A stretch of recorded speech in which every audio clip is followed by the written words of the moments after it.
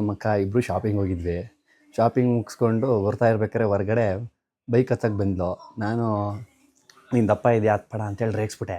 ಹಚ್ಕೊಂಬರ್ಲಿಲ್ಲ ಗಾಡಿನ, ನಡ್ಸ್ಕೊಂಡು ಕರ್ಕೊಬಂದೆ ಅಲ್ಲಿಂದ ಮನೆವರೆಗೂ. Full blast ಆಗ್ಬಿಟ್ಟವಳೆ. ಬನ್ನಿ ನೋಡೋಣ.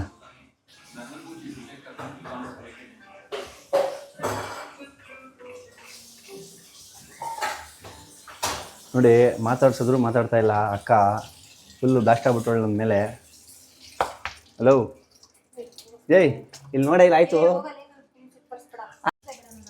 ಆಯ್ತು, ತಮಾಷೆ ಮಾಡಿದ್ದು ಬಾಯ್ಲಿ.